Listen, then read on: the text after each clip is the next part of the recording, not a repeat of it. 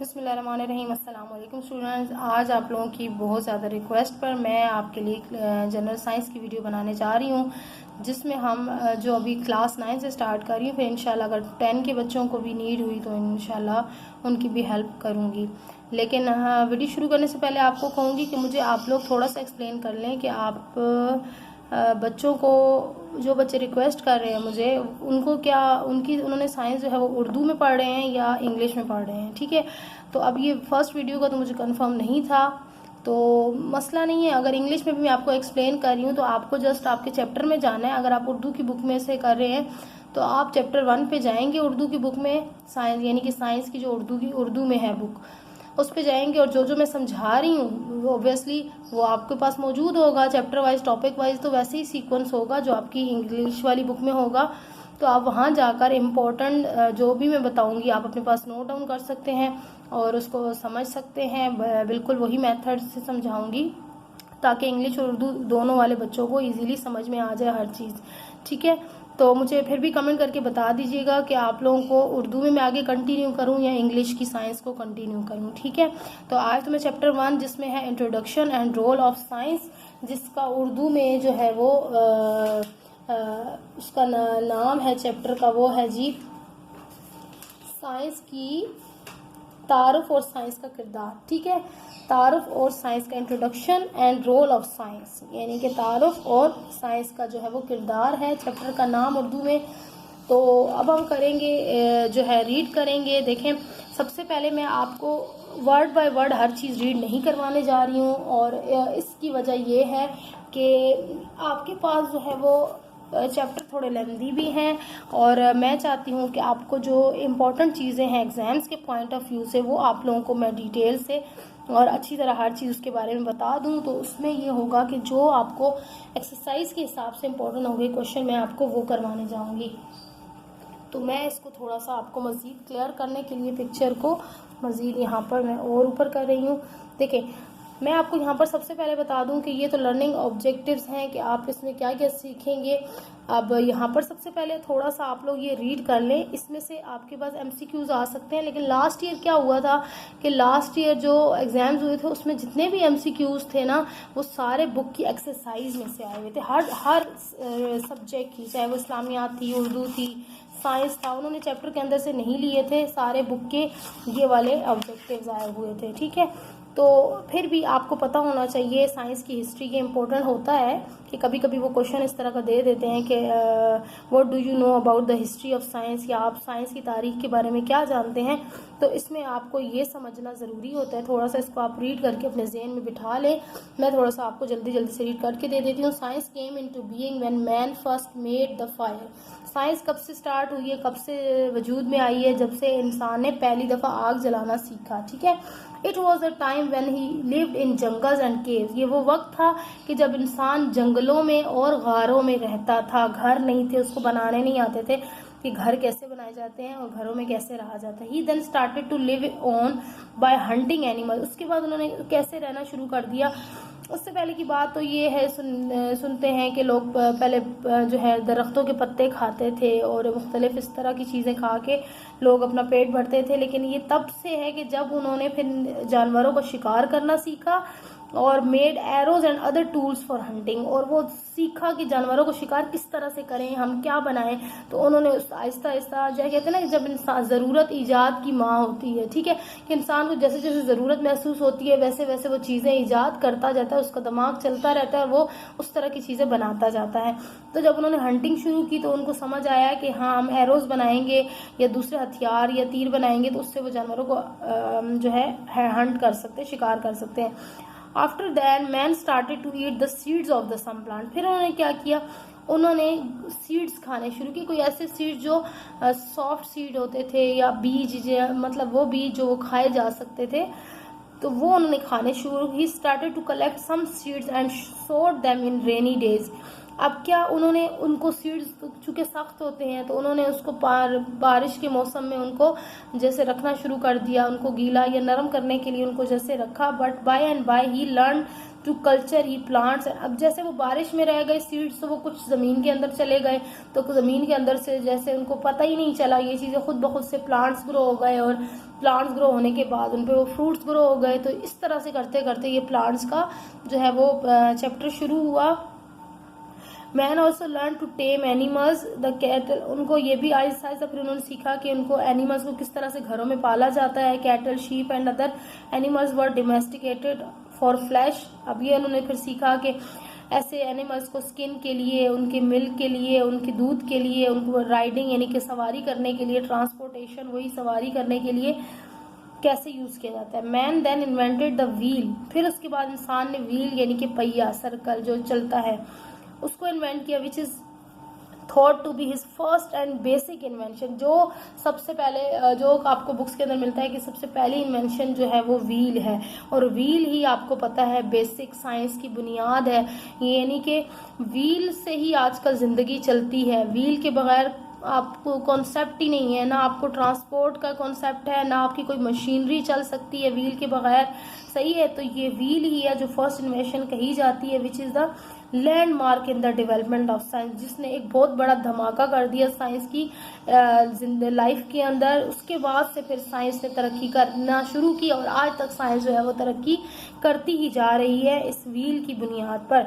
The civilization and science went to hand in hand and man began to live in colonies and extend mutual cooperation. फिर इसी तरह आगे बढ़ते गए और कॉलोनियाँ बनती गई, और लोगों ने मोहल्ले में और इस तरह से इलाकों में रहना शुरू कर दिया एक दूसरे के साथ मिलजुल कर। और फिर क्या है, देखिए ये बहुत बड़ा टॉपिक है। आपको ये सिर्फ आप रीड करेंगे ना तो आपको ये समझ में आ जाएगा। बहुत इजी टॉपिक होता है, आपने इसको सिर्फ थोड़ा सा माइंड में रखना होता है कि कहीं से कोई पॉइंट आ जाए। अब यहाँ पर it is believe that thousands of year ago man also started to use materials of the earth. कहते हैं कि थाउजेंड्स यानी कि हज़ारों साल पहले इंसान ने ज़मीन के अंदर या ज़मीन के ऊपर का मटेरियल जो है इस्तेमाल करना शुरू किया। And copper was probably the first metal ever use by man. कहते हैं कॉपर जो है वो पहला मेटल था जिन्होंने इंसान को ज़िंदगी में पहली बार, जिसको इंसान ने पहली दफ़ा यूज़ किया। But some ornamental things were, अब इसी से कॉपर से ही पहले चीज़ें बनती होती थी, लेकिन अब तो कॉपर काफ़ी एक्सपेंसिव है। were made from copper and thus the art of jewelry was invented in this way। अब कॉपर से फिर ज्वेलरी बनाई गई, और इसी तरह बर्तन भी बनाए गए, और फिर ज्वेलरी भी बनाई गई। Under the surface of the earth man discovered ores of metal like iron, copper. कहते हैं फिर ज़मीन के अंदर उन्होंने आयरन, कॉपर, टिन, लेड, निकल, क्रोमीनियम, गोल्ड, सिल्वर, प्लेटिनम, सब कुछ इन्होंने ये निकाला ज़मीन के अंदर से। The above material from the earth crust and so mining craft developed, यानी कि फिर ज़मीन में से चीज़ें कैसे निकाली जाती हैं ये भी उन्होंने दरियाफ्त कर लिया। The special people the scientist involve in this field started. फिर जो ख़ास लोग थे जो इंटरेस्ट लेते थे इन तरह की चीज़ों में, चीज़ों को बनाने में, चीज़ों को दरियाफ्त करने में, वो इस फील्ड में आए। और उन्होंने फिर क्या डिस्कवर किया, टू डिस्कवर न्यू मटीरियल्स। फिर ये जो साइंटिस्ट वगैरह थे उन्होंने फिर नए मटीरियल डिस्कवर किए, यानी कि उन्होंने काम करना। ये जो चीज़ें हुई ना ये एक्सीडेंटली हुई, मतलब लोगों ने खुदाई के दरमियान लोगों को चीज़ें मिली और लोगों ने उनको फिर इस्तेमाल करना शुरू किया। लेकिन जब फिर इसके बाद जो है वो साइंटिस्ट ने इन पे काम शुरू किया कि मज़ीद वो क्या चीज़ निकाल सकते हैं, मज़ीद क्या कर सकते हैं। टू स्टडी मटीरियल, फिर उन्होंने मटीरियल को स्टडी किया कि आखिर ये मटीरियल है क्या, उनको किस तरह से इस्तेमाल किया जा सकता है। And to what they are made, और ये किससे बने हैं। How to make a part or separate different materials found together in ore. कहते हैं कि किस तरह से दो मटीरियल्स को मिलाकर कोई नई चीज़ बनाई जा सकती है, या अगर मटीरियल मिले हों तो उनको किस तरह से सेपरेट किया जा सकता है, ये भी उन्होंने सिखाया। To make new and different materials by combining two और मोर मटीरियल्स टुगेदर। ये वही चीज़ें मैं आपको बता चुकी हूँ कि दो मटीरियल को बनाकर मिलाकर नई चीज़ कैसे बनाई जा सकती है। अब ये सारी आप लोग खुद से रीड करें, और इसमें अगर आपको कोई चीज़ ना समझ में आए तो आप लोग मुझे बता सकते, क्योंकि ये सिर्फ पढ़ने का है और पता चलेगा आपको कि क्या इसमें चीज़ें बनाई गई, कैसे बनी, कैसे निकली बाहर। और ये सेल बोट का बताया है कि हवा का उन्होंने किस तरह से इस्तेमाल किया, विंड को किस तरह से इस्तेमाल करना सीखा, कि विंड के ज़रिए ये कश्ती चलती थी, हवा चलती थी जिधर की उधर ये कश्ती चलती थी।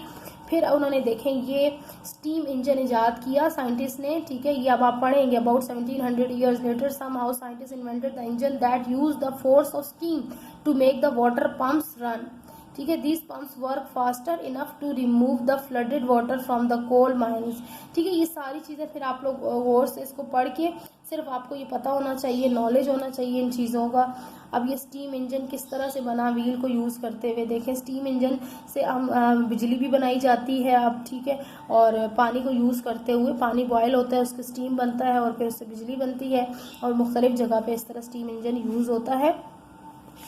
अच्छा, ये सारी चीज़ें वो हैं। यहाँ तक कि फिर बैटरी बनी स्टीम इंजन के बाद, फिर बैटरी का ये देखिए इन 1800 जो है वो अलेजेंड्रो वोल्टा एन इटालियन साइंटिस्ट। अब ये पॉइंट आपको पता होना चाहिए, मेरे को पता होना चाहिए, माइंड में होना चाहिए कि ये किसने डिस्कवर किया। That an electric current could be produce by some chemical changes taking place between some chemicals. कहते हैं कि इसने दरियाफ्त किया कि जो बिजली इलेक्ट्रिक करंट है वो प्रोड्यूस बनाया जा सकता है मुख्तलिफ केमिकल्स को आपस में मिलाकर, ठीक है। He made a battery of copper and zinc or silver disc separated by sheets of cloths or paper soaked in salt solution. कहते हैं कि इन्होंने कपड़े में से और पेपर में से, कागज़ में से जो है वो कॉपर और दूसरी चीज़ें क्या था, सिल्वर की शीटें निकाली, लाइन्स तारें निकाली, उनको सोल्यूशन में सॉल्ट नमक के पानी में भिगोया कपड़ों को और पेपर को, और उसमें से फिर वो जब गल गए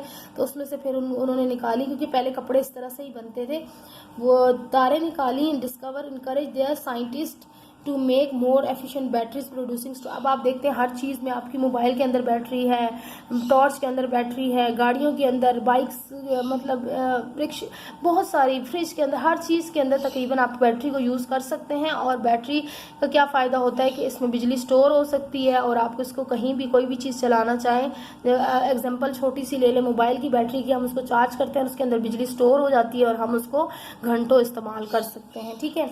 तो ये सारा वही है यहाँ पर। अच्छा, इसके बाद है, कभी कभी क्वेश्चन आ जाता है कॉन्सेप्ट ऑफ साइंस इन इस्लाम।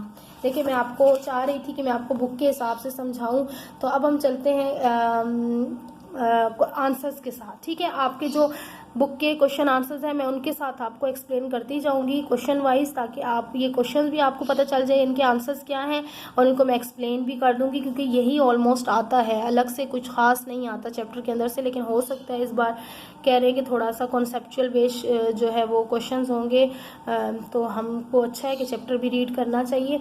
लेकिन अब मैं चलती हूँ, what do you understand by science. आप मुझे इस वीडियो के बाद बताने वाले हैं, बताएंगे ज़रूर कमेंट करके कि इस तरह के जब मैंने वीडियो बना रही हूँ कि आपको मैं बुक एक्सरसाइज के हिसाब से समझा रही हूँ, यानी कि आपको साथ में आंसर भी पता चल जाएंगे और एक्सप्लेनेशन भी हो जाएगी, तो ये मेथड ठीक है, या आप चाहते हैं कि मैं पूरा का पूरा चैप्टर फिर एक्सप्लेन करवाऊँ। अगर मेरे पास 10 से 10-15 बच्चों की कमेंट आ जाते हैं, जो ज़्यादा कमेंट्स होंगे जिस हवाले से, यानी कि वो क्या चाहते हैं कि मैं एक्सरसाइज के हिसाब से समझाऊं या मैं आपको पूरा पूरा चैप्टर एक्सप्लेन करूं, तो फिर उस हिसाब से वीडियो बनेगी, जो वोट ज़्यादा होंगे वही, ठीक है। तो what do you understand by science. अब सबसे पहला ये इंपॉर्टेंट क्वेश्चन है, यानी कि साइंस की डेफिनेशन है।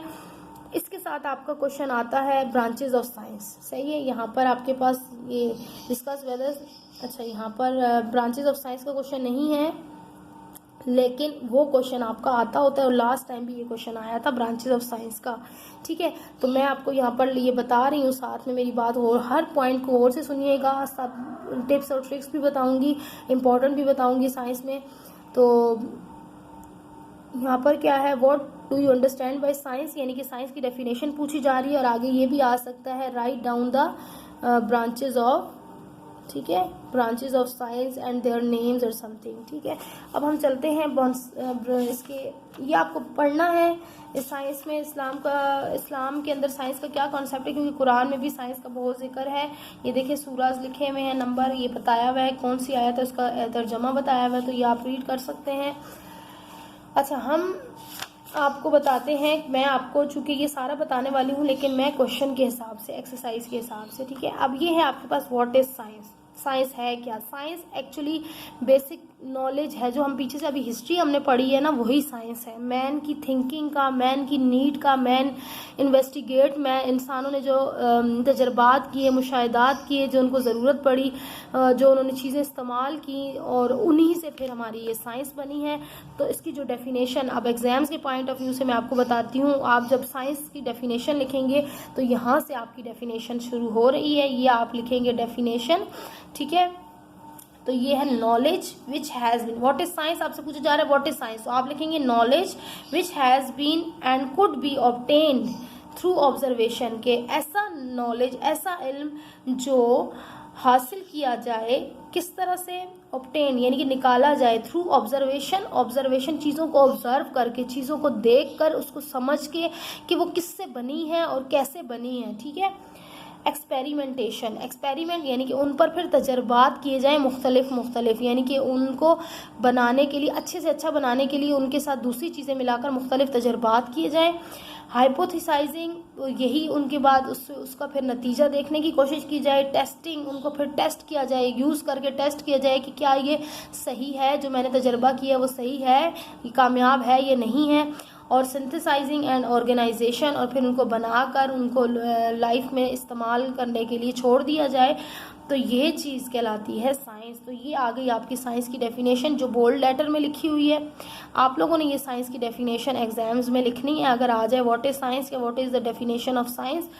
उसके बाद आपके साथ मैंने आपको कहा है कि क्वेश्चन इसके साथ आ सकता है ब्रांचेज ऑफ साइंस। तो मैं आपको लेकर चलती हूँ पेज नंबर, देखिए इसके आगे ही है, branches of science and their relationship, ठीक है। तो आपको लंबा चौड़ा याद करने की ज़रूरत नहीं है, आपने सिर्फ ब्रांचेस के नाम याद कर लेने हैं, सारी ब्रांचेस नहीं आती हैं। ये है कि आपको नाम सबके लिखने आ सकते हैं, और उसमें से 3 या 4 या 5 तक आपकी ब्रांचेस आ जाती हैं कि उनकी डिटेल लिखें। Write down the names of all branches of science and explain any 4 और 5 और 3, ठीक है। तो आप ये देखेंगे सारी ब्रांचेस ऑफ साइंस है, यहाँ से स्टार्ट हो रही है।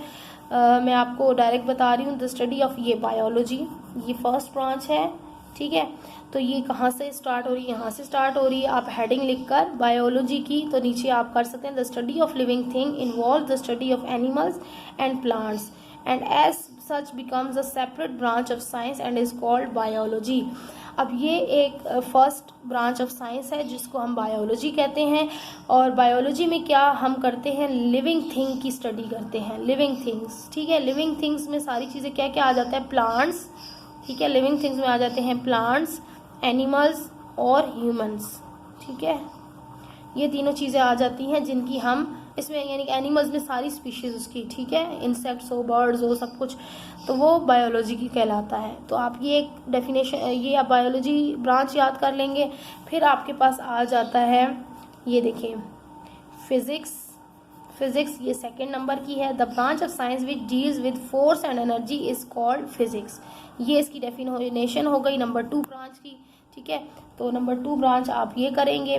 फिर आपने करना है, अब ये तीसरी ब्रांच जो है मैथमेटिक्स, ये इतनी खास नहीं है इसमें, ठीक है, is also associated with this branch of science. ये कह रहे हैं कि ये जो मैथमेटिक्स है ना, ये फिज़िक्स से ही रिलेट करती है थोड़ी बहुत, लेकिन इसका लिखना आपको ज़रूरी नहीं है। आपने सिर्फ जो है वो फिज़िक्स की डेफिनेशन करनी है। अच्छा, उसके बाद अब ये आप आगे से डिटेल लिंक्स पढ़ सकते हैं। When you look around your self you will find countless material, for example you may find books, papers, pencil, chalk, colored pencil. Most of your clothes, shoes are made from artificial or synthetic material. You also use many glass articles of your daily life beside the, अब ये किसके बारे में बता रहे हैं, ये अगली, अब ये जो स्टडी है ना, यानी कि फिज़िक्स में हम किसके बारे में पढ़ते हैं, फोर्स एंड एनर्जी, यानी कि ताकत और एनर्जी। एनर्जी यानी कि जो जो चीज़ें हम यूज़ करके ना हम उससे अपने काम करते हैं। जैसे एनर्जी क्या हो सकती है, लाइट, लाइट को इस्तेमाल करके हम अपने काम करते हैं, वो एक एनर्जी है। हीट, हीट यानी कि गर्म चीज़, गर्माइश को इस्तेमाल करके, चाहे वो सनलाइट हो, चाहे वो आग की हीट हो या वो बिजली की हीट हो, उसको यूज़ करते हुए हम काम करते हैं तो वो एनर्जी हो जाएगी। इसी तरह की मुख्तलिफ एनर्जीज़ हैं, लेकिन आप पहले उसमें ना जाएं। तो ये सिर्फ आपकी ब्रांच ऑफ साइंस है। फिर आपके पास जो आ रही है जो केमिस्ट्री, ठीक है। केमिस्ट्री में हम क्या करते हैं, ये देखें जी, the study of materials to learn what they are actually. तो हम यहाँ से कह सकते हैं the study of materials to learn what they are actually made of, यानी कि मटीरियल्स की स्टडी, मटीरियल को पढ़ना कि वो असल में बने किससे हैं, and how to change them, और उनको हम कैसे बदल सकते हैं, टू फॉर्म न्यू मटीरियल्स, ठीक है, उनको बदला कैसे जा सकता है, is the work of chemistry, ठीक है। The people engage in this study are called chemist, और जो लोग केमिस्ट्री की स्टडी करते हैं करके फिर आगे उनमें काम करते हैं उनको केमिस्ट कहते हैं, ठीक है। That we come from different sources. अच्छा, अब अगला है हमारे पास, ये तीसरी ब्रांच हो गई, फिर आपके पास हो गई फोर्थ ब्रांच जियोलॉजी। ये क्या होता है, the branch of science that studies the history of different layers of the earth, their composition and the changes in the earth's out layer is called geology। इस ब्रांच में हम क्या करते हैं कि जो ज़मीन की लेयर्स है ना उनकी स्टडी होती है, और वो ज़मीन की लेयर कैसे बनी है, उसके अंदर क्या मटेरियल्स आए हैं, और वही चीज़ें कि बस अर्थ के बारे में जो स्टडी होती है उसको जियोलॉजी कहते हैं। उसके बाद हमारे पास फिफ्थ ब्रांच आ जाती है एस्ट्रोनॉमी। एस्ट्रोनॉमी क्या है, is yet another branch of science which studies the relationship of our planet earth with other heavenly bodies such as sun, moon, stars, etc। ठीक है, तो कहते हैं जो हमारी इस अर्थ का जो रिलेशन है ना दूसरे प्लैनेट से, स्टार्स के साथ, मून के साथ, वो जो उसके बारे में जो हम स्टडी करते हैं वो कहलाती है एस्ट्रोनॉमी। तो ये इसकी डेफिनेशन हो गई, यहाँ तक आप याद कर लेंगे। फिर आपके पास आ जाता है मेट्रोलॉजी, ये आपकी हो गई सिक्स ब्रांच। अच्छा, अब यहाँ पर यहाँ से आ जाएगा the branch of science which tells us about the earth's atmosphere. जो ब्रांच हमें हमारे अर्थ के एटमॉस्फेयर यानी कि मौसम, फिज़ा और माहौल के बारे में बताती है वो कहलाती है meteorology. The people working in meteorology are called meteorologist. अब जो मेट्रोलॉजी पढ़ रहे होते हैं या इस फील्ड में काम कर रहे होते हैं उनको कहते हैं मेट्रोलॉजिस्ट। तो आप ये लाइन भी लिख सकते हैं, ठीक है। तो यहाँ तक हो गई 6 ब्रांचेस साइंस की। फिर आगे हम चलते हैं तो आगे आपके पास मज़ीद ब्रांचेस हैं। यहाँ पर देखें कौन सी है, बायोलॉजिस्ट, तो ये तो बायोलॉजी हो गई, जूलॉजिस्ट, जूलॉजी, ठीक है, ये आपकी हो गई 7 नंबर की ब्रांच। तो ये क्या है, the branch of science which studies animals only is called zoology. बस इतनी सी डेफिनेशंस है, इतनी इजी है कि जिस ब्रांच में हम सिर्फ एनिमल्स के बारे में पढ़ते हैं वो जूलॉजी कहलाती है, ठीक है। और बॉटनी जो होती है branch of science which studies plants only is called botany, जिसमें हम जो है वो सिर्फ प्लांट्स के बारे में पढ़ते हैं वो बॉटनी कहलाती है। और बस इसके बारे में माइक्रोबायोलॉजी, माइक्रोबायोलॉजी भी एक ब्रांच है। This is your third branch of, अब ये बायोलॉजीज के आगे ब्रांचेस आ रही हैं। तो आप बेसिक तो ये 6 हो गई हैं, ठीक है, तो 6 तक तो आप बहुत इजीली कर सकते हैं। और ये जो है ना फिर आगे बायोलॉजी की ब्रांचेस हैं, लिख सकते हैं आप साइंस में भी, सही है। अब उम्मीद है कि आपको साइंस और ब्रांचेस ऑफ साइंस का कॉन्सेप्ट समझ में आ गया होगा और आपने क्या आंसर याद करने हैं वो भी आपको पता चल गया होगा, ठीक है। उसके बाद हम आ जाते हैं, आप देखें इस चैप्टर में 2 वीडियोस बनेंगी। इस वीडियो के बाद आप मुझे बताने वाले हैं, तब मैं आगे नेक्स्ट वीडियो बनाऊंगी। पहला क्वेश्चन कवर हो गया, उसके बाद explain how science has developed to the present new discipline, ये ठीक है। साइंस यानी कि डेवलप कैसे होकर आज के जो साइंस है उसमें पहुंची है, किस तरह से डेवलप होके, तो इसका आंसर आपको यहाँ पर मिल रहा है। इसी के बाद पेज नंबर आपका जो है 14 है और यहाँ पर मिल रहा है science as an integrated discipline. Observation is a broad theme, it includes knowledge and experiences gathered through the 6 senses. Science integrated all these experiences to arrive the certain conclusion. यहाँ तक अब करेंगे। अच्छा, अब यहाँ पर करने की वैसे ज़रूरत नहीं है, ये पॉइंट आप छोड़ दें, आप यहाँ से कर सकते हैं। ये you have learned that different people work on different materials to make different things, ये आप कर सकते हैं। अच्छा, उसके बाद आप ये पॉइंट करेंगे, ये सारा पॉइंट आपका आना चाहिए इसके अंदर। फिर आपके पास ये पॉइंट भी आना चाहिए। अच्छा, ये देखें, ये भी आ सकता है, agriculture based industry, the seed of certain plants. अब ये सारे पॉइंट्स आप लिखने चाहिए आपको यहाँ पर, ठीक है, लेकिन आप इसको शॉर्ट भी कर सकते हैं।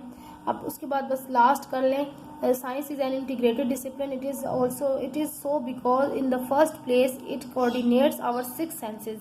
अब ये फिर आप ये लास्ट में लिख लें क्योंकि ये कंक्लूजन आती है। साइंस ये इसलिए कहलाती है क्योंकि हमारी 6 सेंसेस से ताल्लुक़ रखती है। वी ऑब्जर्व, वी हेयर, हम पहले ऑब्जर्व करते हैं, चीज़ों को देखते हैं, यानी कि फिर हम सुनते हैं, पहचानते हैं, उनके बारे में सुनते हैं, फिर हम टच करते हैं, फिर उसको टेस्ट करते हैं और फिर फील और स्मेल करते हैं, देन मेक कंक्लूजन, और फिर हम अपना नतीजा बताते हैं कि ये है क्या एक्चुअली चीज़ और कैसे बनी है और क्या। इसी तरह आप कोई रेसिपी टेस्ट करते हैं, कोई खाना जो आपके सामने बना हुआ नहीं होता, लेकिन आप उसको टेस्ट करें तो आप समझ जाएंगे कि इसके अंदर ये चीज़ें डली हुई हैं, और आपको उसको स्मेल भी करेंगे तो स्मेल से भी पता चल जाएगा। तो यही कहलाती है साइंस, ठीक है। और उसका ये डिसिप्लिन कहलाता है, इंटीग्रेटेड डिसिप्लिन। तो ये हो गया क्वेश्चन नंबर 2 का आंसर, ठीक है। ये क्वेश्चन नंबर 2 का मैंने आंसर आपको बता दिए, यहाँ से यहाँ तक इसमें शॉर्ट कर दिया आपको। अच्छा, फिर आपके पास आ जाए जी question number 3, what is technology.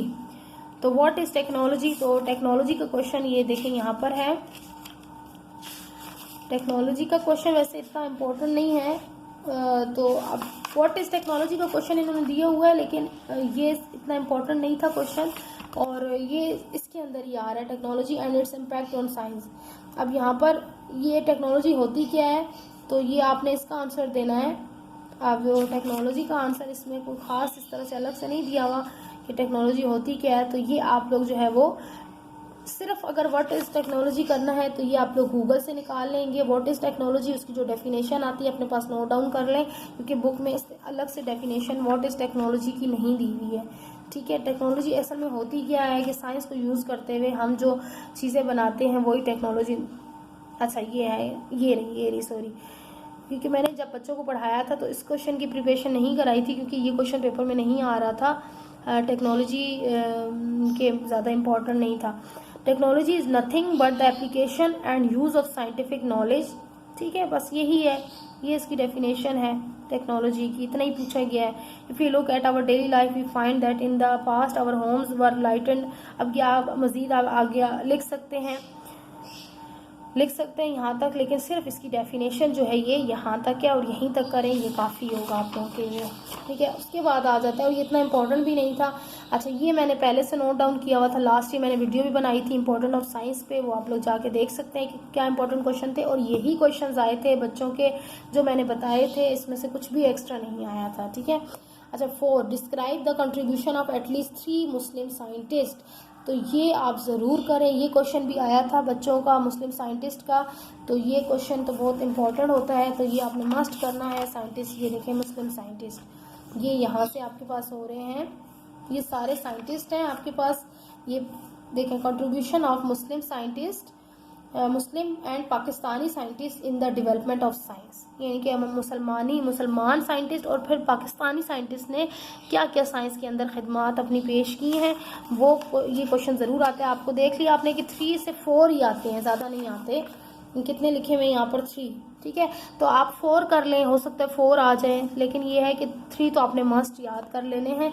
अब ये आपकी चॉइस है कि आप इनमें से कौन से याद करते हैं, ये कोई ख़ास इसमें समझाने की चीज़ नहीं है, सिर्फ ये लिखा हुआ है जाबिर बिन हयान ने जो है क्या बनाया था, और जाबिर बिन हयान के बारे में आप पढ़ेंगे तो आपको पता चल जाएगा। Hayyan was the first chemist who deduced chemical formula, ये केमिस्ट था और इन्होंने, मैं बता चुकी हूँ केमिस्ट कौन होता है, केमिकल फार्मूला बनाया था और प्रिंसिपल फ्रॉम हिज एक्सपेरिमेंट है and thus laid the foundation stone of chemistry, और उसी ने फिर केमिस्ट्री की जो है वो बुनियाद रखी थी। Is rightly acknowledge as the founder of chemistry, ठीक है।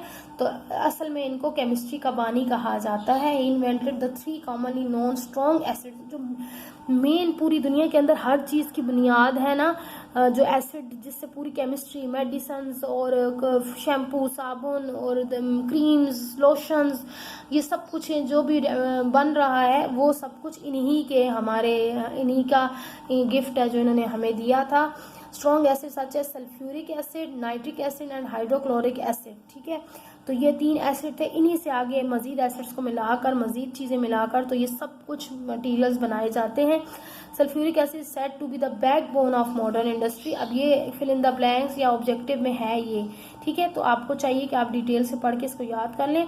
सल्फ्यूरिक एसिड जो है वो बैकबोन की हैसियत रखता है पूरी केमिस्ट्री के अंदर, पूरी केमिस्ट्री इंडस्ट्री के अंदर, ठीक है। उसके बगैर कुछ भी नहीं है जो इन्होंने जाबिर बिन हयान ने इन्वेंट किया।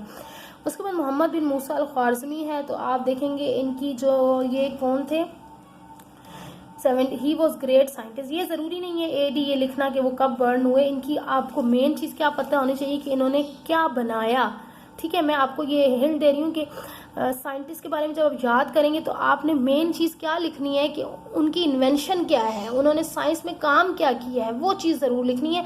बाकी आप उनकी लाइफ के बारे में आगे पीछे ना भी लिखें तो खैर है, आपको नंबर मिलेंगे, क्योंकि मेन इन्वेंशन आपसे पूछी। ये नहीं आप उनकी date of birth, date of death सारा कुछ लिख रहे हो और जो बीच में उन्होंने इन्वेंशन बताई है वो आपने लिखी ना हो, तो फिर वो नंबर नहीं मिलेंगे आपको। ठीक है, तो मैं आपको इनकी मेन इन्वेंशन बता देती हूँ। ही वॉज अ ग्रेट, अब आप चाहिए कि यहाँ तक, यहाँ से ये चाहे करने वाले बच्चे अच्छे हैं, जो करेंगे वो डिटेल से करेंगे, अच्छी बात है। डिटेल जो नहीं कर सकते तो वो यहाँ से करें। He was a great scientist and mathematician and physicist and astronomer, ये बहुत कुछ थे। ठीक है, इतनी सारी चीज़ें थे, साइंटिस्ट मैथमेटिशियन भी थे, फिजिस्ट भी थे और astronomer. He develop the present system of counting and writing numbers, और इन्होंने बताया था कि आजकल जो हम किस तरह से नंबर लिखे जाते हैं। ही ऑल्सो इन्वेंटेड अलजबरा, अब जो बच्चे अलजबरा नहीं कर सकते सही से, तो प्लस माइनस में फंसे रहते हैं, तो वो तो अब इनको पता नहीं क्या ही कह रहे होंगे। On which depends the modern knowledge of mathematics. ठीक है, ही रोट, अब ये चीज़ें आपने ज़रूर लिखनी है, ये ज़रूर बताना है इनके बारे में। He wrote a book name Aljabr wal Muqabala, तो ये भी ज़रूर इंपॉर्टेंट है, इनकी बुक का नाम हमको ज़रूर पता होना चाहिए।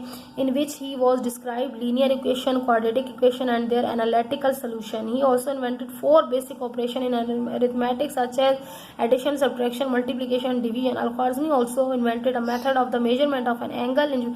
अब ये सारा ही इनकी इन्वेंशन के बारे में है जो आपको ज़रूर आना चाहिए। ठीक है, उसके बाद याकूब अल किंदी है, याकूब अल किंदी भी आ जाते हैं अक्सर, ये भी इम्पोर्टेंट है।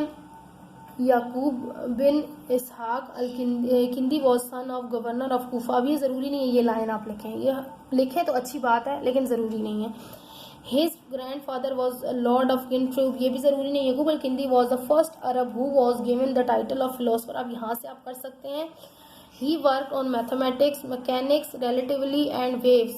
He was assigned the work of translating the works of Aristotle by the Caliphate Mamun Rashid, यानी कि इनको ये दिया गया था, ये अरिस्टोटल कौन था, बाहर का कोई था, उसकी जो बुक्स वगैरह थी उनको इनको काम दिया गया था कि इसको आप ट्रांसलेट करें। इंग्लिश में थी उनकी लैंग्वेज में, फिर ट्रांसलेट किया गया था। By the caliphate Mamun Rashid ने इनको ये काम दिया था। He was of the opinion that gold can never be prepared, ठीक है, फ्रॉम अदर मेटल। इन्होंने क्या बताया था कि जो सोना है वो दूसरे धातों से, दूसरे मेटल से नहीं बनाया जा सकता, ये ऑटोमेटिकली होता है, ये अल्लाह ताला की तरफ से होता है, ये बनाया नहीं जा सकता। He also road 241 books. अब ये इनकी बहुत इंपॉर्टेंट चीज़ है कि इन्होंने क्या लिखी, 241 बुक्स लिखना बहुत बड़ी बात होती है, on different subjects. He also worked on the nature of light and thereby explained as to why the sky looks blue. ठीक है, ये बात भी important है। He was expert and an authority on various branches of science, यानी कि अब उनके पास बहुत सी ब्रांचेस पे उन्होंने काम किया। So he studied sound and present it is different frequencies. अब यानी कि मेन काम फिर इनका साउंड के अंदर है, तो ये वाला भी आपने ज़रूर लिखना है। उसके बाद इब्न अल हैतम आ जाते हैं। इब्न अल हैतम ही डिस्क्राइब ट्रांसपेरेंट बॉडीज, अब ये तो स्टार्ट से ही लिखा गया है, ट्रांसपेरेंट बॉडीज जो नज़र जिनके पार हम देख सकते हैं, which allows light to pass through them. Translucent bodies are those which allow, transparent क्या होते हैं, जिसके दूसरी तरफ हम देख सकते हैं, जो हमारी कॉपीज़ के प्लास्टिक कवर होते हैं क्योंकि उसमें से हमें नज़र आता है, वो ट्रांसपेरेंट होते हैं। ट्रांसल्यूसेंट क्या होते हैं कि जिसमें से थोड़ी सी लाइट गुजर सके, जैसे आप उसके दूसरी तरफ हल्का सा साया देख सकें, बिल्कुल क्लियर ना, आपको कट ना नज़र आ रहा हो। जैसे आप पतला सा दुपट्टा ले लें, टिशू ले लें, पतला टिशू ले लें, ठीक है, पतली कोई चादर ले लें, तो जिसके दूसरी तरफ आप हल्का फुल्का देख सकें, या धुंधले शीशे जो होते हैं वो होते हैं ट्रांसल्यूसेंट। ठीक है, फिर उसके बाद क्या है इनका रेस्ट। और फिर Ibn al Haytham also studied spherical mirrors and फॉर्मे। अब इन्होंने जो इब्न अल हैतम ने काम किया, ये सारा चश्मे और शीशों के बारे में, किस तरह के शीशे क्या होते हैं, किस तरह के शीशे किसके लिए काम होते हैं, उन्होंने चश्मा जो ग्लासेस होते हैं पहनने के वो बताया, आँखों के बारे में बताया, और आई साइट के बारे में कि जो वीक होती है उसके लिए कौन से चश्मे यूज़ किए, उनके ग्लासेस कौन से यूज़ किए जाते हैं, जो और दूर की होती है नज़दीक की, ये सब कुछ इन्होंने बताया इब्न अल हैतम ने। ठीक है, अब इनकी ये पता होना चाहिए आपको कि अल मनाजिर जो इनकी किताब थी, सारी फॉर्मेशन ऑफ इमेजेस यानी कि तस्वीरें कैसे बनती है, और कैमरा, ठीक है, कैमरा समझ लो इन्हीं की इन्वेंशन है, इन्हीं ने इन्वेंट किया था फर्स्ट कैमरा, जो पिन होल कैमरा था। और आप लोग ये क्लास 8 और 9, 8, 7, 8 में पढ़ के आए होंगे। ठीक है, डिटेल बाय इब्न हैथम, ये also confirmed by the modern. अब ये सब कुछ इन्होंने अपनी किताब अल-मनाज़िर में दर्ज किया। ये आपको पता होना चाहिए कि अल-मनाज़िर किसकी किताब है, इब्न हैथम की, ठीक है। उसके बाद अबू अली सीना है। अबू अली सीना ने क्या काम किया जी, so far science medicine is concern the Muslim scientist have made very valuable and indispensable contribution. किसके अंदर इन्होंने बहुत बड़ी कंट्रीब्यूशन है इनकी, मेडिसिन के अंदर, ठीक है। The work of Sheikh ul rice Abu Ali सीना, अब ये पूरा इनका नाम है, ऑन मेडिकल साइंस नेम्ड कानून अल-शिफा, अब ये इनकी बुक है, ठीक है। कानून एंड अल-शिफा ये इनकी बुक्स हैं मेडिकल के ऊपर। Are widely recognized as the most reliable information of for treatment of many diseases. अब बीमारियों के बारे में उन्होंने यहाँ पर उनके हल के बारे में, दवाइयों के बारे में सब डिटेल इसमें दर्ज की है। His work enjoy the status of an encyclopedia to medicine throughout the world even today. There are 5 volumes on al Qanun, यानी कि 5 वॉल्यूम्स हैं अल कानून पर, यानी कि 5 दफ़ा वो बुक आई हुई है, यानी कि 5 उसकी बुक्स हैं। वॉल्यूम मतलब होता है कि 5 बुक्स पे वो, अब ये सारा आप रीड करेंगे, इसमें आप जो इम्पोर्टेंट चीज़ें होती हैं वो आप लोग अपने पास अंडरलाइन कर, मैं भी साथ साथ आप लोगों को करवा रही हूँ, तो यही चीज़ें आप लिखेंगे, इसके लिए यही काफ़ी है। The validity reliability of all Qanun can very be estimated from, काफ़ी है जो आपने पीछे लिखा वही काफ़ी है।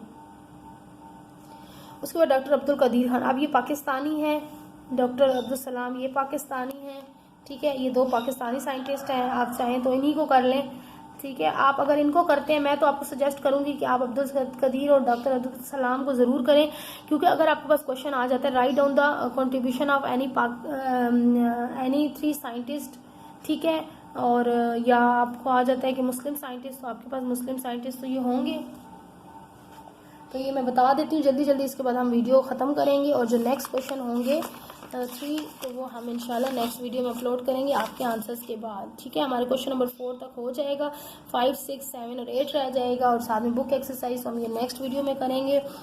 डॉक्टर अब्दुल कदीर ये बॉर्न हुए थे Bhopal in India. He obtain MSc, उन्होंने पहले की technology degree from Holland. He was selected as research assistant in the same university. He was awarded PhD degree from the University of Leuven. अब ये सारा इन्होंने बाहर किया। He worked as an expert at Urenco. अब ये आपको करने की ज़रूरत नहीं है, वैसे ज़्यादा लंबा चौड़ा आप देखेंगे इन्होंने किस में काम किया है। वो वापस पाकिस्तान आ गए, सारा पढ़ा कर तालीम और मेडल हासिल करके अपने मुल्क की खिदमत के लिए। ही वर्क इन इंजीनियरिंग, अब ये आप यहाँ से कर सकते हैं, ठीक है। He work in an engineering research laboratories which has now have been named as AQ laboratories, यानी कि Abdul Qadeer laboratories. He was awarded Hilal Imtiaz by the government of Pakistan. It is the work of doctor Abdul Qadeer Khan which has made the defensive position of Pakistan very strong. अब जो कहते हैं ना first atom bomb जो था वो डॉक्टर अब्दुल कदीर खान का ही बनाया हुआ था, फर्स्ट एटम बम। और पाकिस्तान की जो position of Pakistan defensive position थी, यानी कि पाकिस्तान का जो दिफा फौजी ताकत जितनी भी है वो इनके मरहून मिन्नत है, और उन्होंने उसमें बहुत ज़्यादा काम किया है, तो ये इसीलिए इनको बहुत ज़्यादा जो है वो नाम है। उन्होंने बहुत मेहनत की है पाकिस्तान के लिए। फिर हमारे पास डॉक्टर अब्दुल सलाम आ जाते हैं, झंग में पैदा हुए, और फिर ये Abdul Salam had his college education. फिर उन्होंने ये उनकी हिस्ट्री के बारे में लिखी हुई, आप पढ़ सकते हैं। मैं आपको मेन काम बताऊंगी जिन्होंने आज जो आपको एग्जाम्स में लिखना है। He came back to Pakistan in 1950 to continue his research. He was awarded Nobel prize in physics, अब यहाँ पर आप लिख सकते हैं फिजिक्स में क्योंकि आ रहा है। 19 his work on grand unification theory, ठीक है। ही अब ये फिजिक्स के अंदर है, जो फिजिक्स की बुक्स क्लास साइंस के बच्चे हैं उनको पता होगा। ही इस्टेब्लिश इंटरनेशनल से, आपने सिर्फ इनके बारे में ये बताना है, आपने ये लिखना है। थ्योरेटिकल फिजिक्स एट, अब ये सारा इनका फिजिक्स का काम है, तो ये आप यहाँ तक लिख सकते हैं इनके फिजिक्स के बारे में। इसके साथ ही हमारे ये क्वेश्चन नंबर 4 कंप्लीट हुए, और कुछ मैंने आपको हिस्ट्री भी एक्सप्लेन की है। अब आप मुझे बताएंगे कि मुझे साइंस में लेकर चलना है, साइंस को उर्दू में लेकर चलना है या इंग्लिश में लेकर चलना है, और क्या मैं इनको क्वेश्चन वाइज लूँ या पूरा आपको चैप्टर एक्सप्लेन करूँ। इनके मुझे आप लोग आंसर जब तक देंगे तभी आपको जाकर नेक्स्ट इंशाल्लाह साइंस की वीडियो मिलेगी, अदरवाइज़ नहीं आएंगे कमेंट्स तो मैं वीडियो नहीं बनाऊंगी साइंस पर, क्योंकि जब तक बच्चों को नीड नहीं होगी तो मैं किसके लिए बनाऊं। तो अगर वीडियो अच्छी लगी, मेरी ये वीडियो आपको समझ में आई, अच्छी लगी, तो लाइक और कमेंट ज़रूर कीजिएगा। तब तक के लिए इजाज़त चाहती हूँ। अल्लाह हाफिज़।